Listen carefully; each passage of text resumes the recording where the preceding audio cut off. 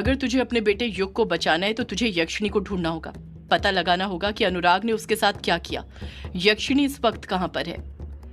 रज्जन धीरे से खुद से बड़बड़ाते हुए कहता है, तू यक्षिणी को ढूंढेगी तभी तो मुझे मेरी शक्तियां वापस मिल पाएंगी। अब यक्षिणी ही है जो मुझे मेरी शक्तियां वापस दिला सकती है। रज्जन को लगा था कि ये बात उसने इतने धीमे बोली थी कि उसी को सुनाई दी थी, पर वो शायद भूल गया था कि उसके सामने डायन खड़ी हुई थी। वो डायन जिसकी सुनने की शक्ति इंसानों की शक्ति से कहीं ज्यादा होती है। और रज्जन की ये बात चित्रा ने बड़ी आसानी से सुन ली थी। चित्रा तुरंत रज्जन से पूछती है, यक्षिणी के मिलने से तुम्हें तुम्हारी शक्तियां कैसे मिल जाएंगी। चित्रा का ये सवाल सुनकर रज्जन घबरा जाता है। उसके कुछ समझ नहीं आता कि वो चित्रा को क्या जवाब दे, पर उसके चेहरे के एक्सप्रेशन देखकर ये बात साफ समझ आ रही थी कि वो अभी भी चित्रा को सारी बातें नहीं बताना चाहता था, उससे बहुत कुछ छुपाना चाहता था।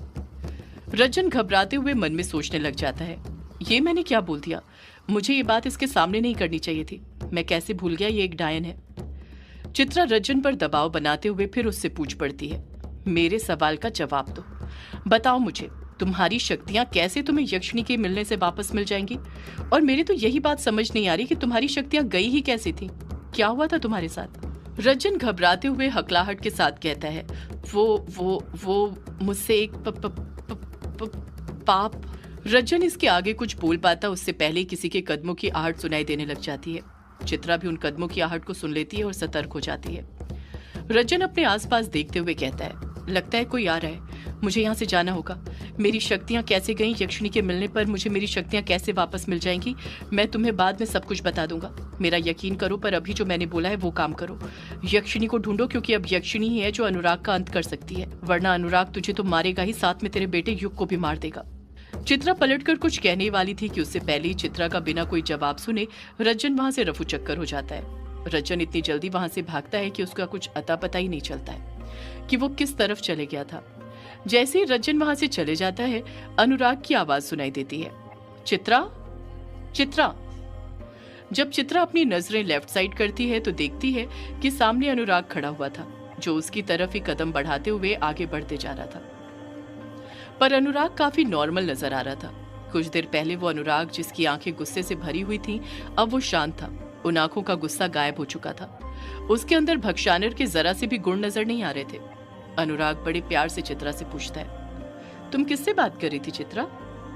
चित्रा को अनुराग का लहजा सामान्य नजर आता है, इसलिए वो भी बड़े प्यार से जवाब देती है, किसी से भी तो नहीं अनुराग। अनुराग खुद से कहता है, लगता है मेरे ही कान बज रहे थे, मुझे लगा तुम किसी से बात कर रही थी, पर मैं भी ना, यहाँ पर तो कोई भी नहीं है। अनुराग चित्रा को ऊपर से लेकर नीचे तक देखते हुए कहता है, ये क्या, तुम्हारे कपड़े कैसे गीले हैं चित्रा, तुम कुएं में गिर गई थी क्या। अनुराग का सवाल सुनकर चित्रा मन में सोचने लग जाती है, जरा देखो तो इसे, खुद धक्का देकर ऐसे अनजान बन रहा है जैसे इसने कुछ किया ही नहीं। इसे कहते हैं 100 चूहे खाकर बिल्ली हज को चली। चित्रा पलटकर अनुराग से कहती है, कुछ नहीं अनुराग, वो मेरा पैर फिसल गया था तो गिर गई। अनुराग कहता है, तुम्हें लगी तो नहीं ना चित्रा। चित्रा पलटकर कहती है, नहीं अनुराग, मुझे कैसे लग सकती है, जब तक तुम मेरे साथ हो तुम मुझे थोड़ी कुछ होने दे सकते हो। चित्रा और अनुराग दोनों एक दूसरे से बात कर रहे थे जैसे कुछ हुआ ही ना हो। दोनों ही सब कुछ जानते हुए एक दूसरे से अनजान बन रहे थे, कुछ ना पता होने का एक दूसरे के सामने दिखावा कर रहे थे। अनुराग चित्रा से कहता है, अपना ख्याल रखा करो चित्रा, जल्दी से कपड़े बदल लो वरना तुम्हें ठंड लग जाएगी। चित्रा पलटकर कहती है, तुम हो तो मेरा ख्याल रखने के लिए अनुराग, फिर मुझे किस बात की चिंता। अनुराग कहता है, वो तो मैं हमेशा तुम्हारे साथ हूँ चित्रा, इतनी आसानी से मैं तुम्हारा साथ थोड़ी छोड़ सकता हूँ, ना ही तुम्हें कुछ होने दे सकता हूँ। चित्रा अनुराग से पलटकर कुछ नहीं कहती है, अपने कदम ग्रेवयार्ड कोठी की तरफ बढ़ाने लग जाती है। जैसे ही चित्रा ग्रेवयार्ड कोठी के अंदर कदम रखती है, आंसू की बूंद के अंदर फिर से हलचल होनी शुरू हो जाती है। कुछ देर बाद जब हलचल बंद होती है तो युग को फिर से चित्रा का चेहरा स्पष्ट नजर आने लग जाता है। चित्रा युग से कहती है, युग बेटा, रज्जन की बातें सुनकर मैं कितना घबरा गई थी तुम्हें क्या बताऊं। मुझे इस बात का डर नहीं था कि अनुराग मुझे मार देगा। मैं तो उसी वक्त मर गई थी जब अनुराग के दिल से मेरे लिए प्यार खत्म हो गया था और उसके दिल में यक्षिणी बस गई थी। मुझे डर था तो तुम्हारे लिए युग बेटा, मैं तुम्हें खोने से डरती थी। मुझे डर लग रहा था कि तुम्हें अगर अनुराग ने कुछ कर दिया तो मेरा क्या होगा, मैं तो जीते जी मर जाऊंगी। मैंने सोच लिया था मुझे तुम्हें बचाना था, चाहे उसके लिए मुझे क्यों न मरना पड़े। चित्रा के दिल में अपने लिए इतना प्यार देखकर युग की आंखें एक बार फिर नम हो जाती हैं। उसकी आंखों में आंसू की बड़ी बड़ी बूंदें नजर आने लग जाती हैं। चित्रा फिर बोल पड़ती है, रज्जन की बातों से मैं इतना तो समझ गई थी कि यक्षिणी के मिलने के पीछे उसका भी कोई ना कोई स्वार्थ छुपा हुआ था। वो काम जो वो खुद नहीं कर पाया था, मुझे करने के लिए बोल रहा था। तभी वो मुझे यक्षिणी को ढूंढने के लिए इतना फोर्स कर रहा था। मैं उसकी बातों से जान गई थी कि यक्षिणी के मिलने से और उसकी शक्तियों का कुछ ना कुछ लेना देना तो जरूर था। मुझे बस ये समझ नहीं आ रहा था कि आखिर उसकी शक्तियां गई कैसे थी। चित्रा की बातें सुनकर युग के दिमाग में यामिनी का ख्याल आने लग गया था। उसे यामिनी की कुछ बातें याद आने लग गई थी जो उसने उसे बताई थी। युग मन में सोचने लग जाता है, यामिनी भी तो इसी बारे में बात कर रही थी कि यामिनी के बाबा रज्जन को श्राप लगा था, उसी के कारण उनकी शक्तियां गई थी। पर वो श्राप क्या था, किसने दिया था, ये यामिनी के बाबा ने उसे कभी नहीं बताया, न ही आज तक मुझे पता चला। चित्रा फिर युग से बोल पड़ती है, रज्जन को लेकर मेरे मन में उस वक्त बहुत सारे सवाल थे, पर उस वक्त जो सबसे जरूरी चीज थी युग बेटा, वो थी तुम्हारी जान बचाना, मुझे और तुम्हें अनुराग से बचाना। पहले तो मुझे यही लगता था कि अनुराग यक्षिणी के कहने पर काला साया बनकर शिकार कर रहा है, वो सब उन दोनों की मिली भगत है। पर बाद में रज्जन के मिलने पर मुझे पता चला कि यक्षिणी तो पहले ही कहीं गायब है और ये सब अनुराग कर रहा है। पर अनुराग वो शिकार क्यों कर रहा है वो सिर्फ वही जानता था, उसके सिवा ये राज कोई नहीं जानता था। उसी ने अकेले ये सब साजिश रची थी जिसमें तुम और मैं फंस चुके थे। रज्जन की बातों से मैं एक और चीज समझ गई थी कि अगर तुम्हें और मुझे अब कोई बचा सकता था तो वो सिर्फ और सिर्फ यक्षिणी थी। इसलिए मेरा यक्षिणी को ढूंढना बहुत जरूरी था। पर मेरी समझ नहीं आ रहा था मैं शुरुआत कहाँ पर करूं, कहाँ पर यक्षिणी को ढूंढूं। ग्रेवयार्ड कोठी में तो मैं पहले ही यक्षिणी को ढूंढ चुकी थी, पर यक्षिणी मुझे कहीं पर भी नहीं मिली थी। चित्रा एक लंबी आह भरने के साथ फिर युग से बोल पड़ती है। बहुत सोचने के बाद मेरे दिमाग में बार बार पंचम गांव का ही ख्याल आ रहा था, क्योंकि पंचम गांव ही एक ऐसी जगह थी जहां पर सारी चीजें आकर रुक रही थी। अनुराग पंचम गांव जाकर ही बदला था, वहीं पर उसके अंदर भक्षानर के गुण जागृत हुए थे। पर आखिर उसके साथ पंचम गांव में ऐसा क्या हुआ था, उसको उतनी सारी चोटें कैसे लग गई थी, और रज्जन की बताई हुई बात के अनुसार यक्षिणी भी उसी दिन गायब हुई थी जिस दिन अनुराग पंचम गांव गया था। मुझे ये लगने लग गया था कि शायद यक्षिणी भी अनुराग के पीछे पंचम गांव गई हो, वहीं पर जाकर उसके साथ भी कुछ हुआ हो।